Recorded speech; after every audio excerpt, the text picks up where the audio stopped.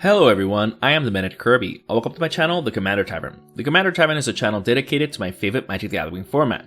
The Brewery is a series on this channel showcasing my spicy brews and other deck techs. On this episode of The Brewery, I'll be discussing my take on a commander from All Will Be One, Karumonix the Rat King. If you like this deck or any of the cards I'll be mentioning throughout the video, please consider using my TCG Player affiliate link when purchasing those cards. You can find that link down in the description. It'll really help out the channel. But the very best way you can help support the channel is with my Patreon. There are plenty of perks for being a patron, such as early access to certain videos, exclusive deck techs, gifts, and more. You can also support my channel for free by simply liking, subscribing, and sharing, which also helps out a lot.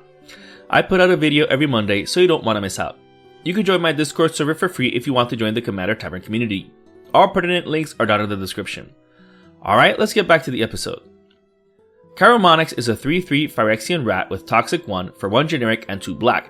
It also gives Toxic 1 to other rats we control. If that wasn't enough of an indicator that it's a rat lord, when it enters the battlefield we look at the top 5 cards of our library and put any number of rat cards from among them into our hand, bottom decking the rest in a random order. It's safe to say that Karumonix is meant to be the commander of a rat tribal deck. However, instead of just filling the deck up with random rats, changelings, etc., it's running 27 copies of Rat Colony. The deck can have any number of them, so we might as well run as many as we can. This also begs the question, why Rat Colony over something like Relentless Rats? Well, while the latter pumps toughness as well, it costs 1 more black to cast, making it much harder to cast more of them in a single turn. That alone is reason enough. The deck has ways to really go through Rat Colony cards off the top of the library, which we'll see in a moment. Something we can't really do with Relentless Rats. Skull Clamp is another reason why I prefer Rat Colony. Since the toughness stays at 1, we can use this to our advantage if we ever run out of gas. For just 1 generic mana each time we can draw 2 cards. Now, one main reason we want Rat Colony over Relentless Rats is how crazy Bontu's Monument gets with Carnival of Souls. If we had a ton of Rat Colony cards in our hand, we only need 1 black mana to start the chain. Casting the Rat Colony gains us 1 life while each opponent loses 1 life. Then, when it enters the battlefield, it triggers Carnival of Souls. We lose 1 life, but it doesn't matter because we'd already gained 1. But we get 1 black mana, which we can use to cast the next Rat Colony. A handful of Rat Colony cards makes this deal a ton of life loss to opponents. Add Vanquisher's Banner to the mix, and we're drawing a card per Rat Colony cast. If we were to draw into any further Rat Colony cards, we can keep it going.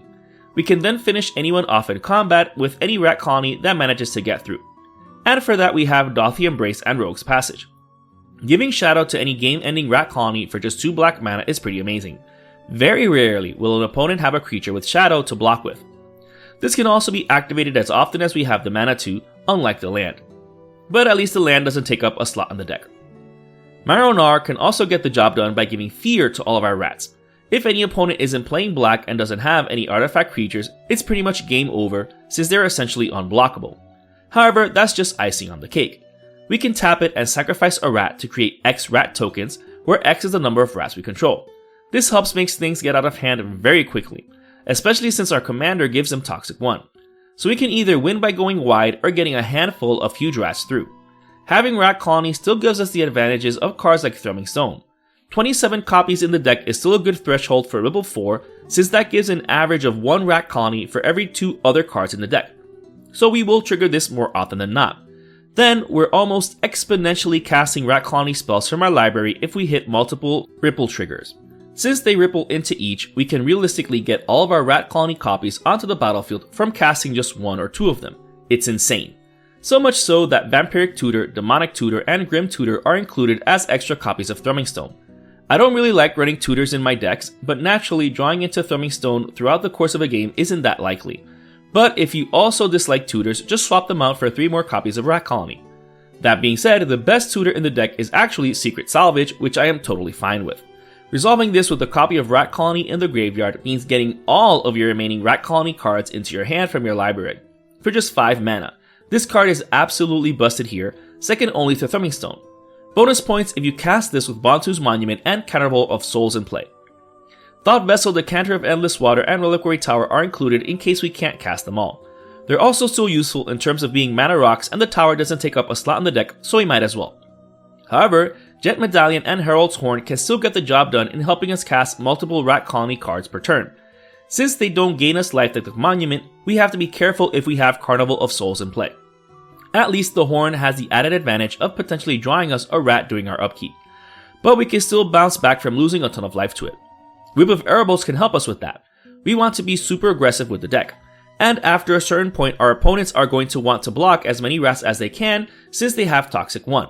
Granted, we'll always trade if they have 1 toughness, but at least they'll gain us a ton of life with the whip, keeping us in the game after the clapback. It also helps before or after resolving Pact of the Serpent. This thing draws us into a ton of cards, even if not off of actual Rat Colony copies. If we manage to get Marinara, then this will really draw us into a ton of cards, and for just 3 mana. So good. Speaking of drawing cards, most of the deck's card advantage, interaction, and mana acceleration are to be expected for a deck like this one. You can't go wrong with Phyrexian Arena and Black Market connections. Sure, the latter is leagues better than the former, but you can go wrong with redundancy. Phyrexian Arena might have been dethroned, but it's still an amazing enchantment in mono black decks. As for the interaction, though we really don't need to protect our board state, it can be annoying to rebuild, so Warping Whale is included to counter those pesky board wipes. Good thing we have a handful of utility lands as well as Thought Vessel, since we need colorless mana to be able to cast it. The other modes are essentially never used. This is exclusively for countering sorceries that would wipe our board. But if it was, Patriarch's Bidding and Echoing Return can help us out like nothing ever happened. In fact, Echoing Return, putting all those Rat Colony cards into our hand could be even better. If we had the Bantu's Monument Carnival of Souls combo on the battlefield, we could just recast all of those rats all over again and potentially end the game. This is why Skull Clamp is so good here. We can clamp all of our rats to draw into our combo pieces. Play them, then either reanimate all of our rats or get them back into our hand to do it all over again. Kindred Dominance, Ingaruk's Wake, and Plague Wind help us clear the path for overrunning the table with rats. They don't even need to have Toxic if they're large enough. So this is a deck that also has the potential of working without its commander, so we don't even need to run any protection for it.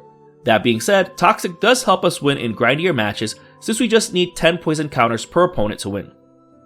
Scour from Existence is the rest of our interaction along with Bojuka Bog and Cavern of Souls, neither of which take up slots in the deck. While we don't really care if our commander has a billion commander tags so long as we're getting a lot of Rat Colony copies, there's no reason not to run Carnival of Souls if you already have it. That being said, if it's too pricey for you, just run another swamp in its stead. Speaking of swamps, Urborg Tomb of Yawgmoth, Cabal Coffers, Cabal Stronghold, and Nykthos Shrine to Nyx are naturally included, this being a mono black deck and all. Being able to generate a ton of black mana is key to being able to cast as many copies of Rat Colony per turn, especially if we have a ton of them in hand. While the Stronghold only cares about basic swamps, the deck is running 25 of them, so it shouldn't be a problem, especially since it has a ton of basic land ramp effects. The deck is quite good at accelerating its mana, even more so thanks to Nirkana Revenant, Cryptghast, and Bubbling Muck, further taking advantage of all the swamps in it. Obviously, Urborg makes these even better, but you get the point. Cryptghast having Extort is yet another way for us to gain life if we have the extra mana.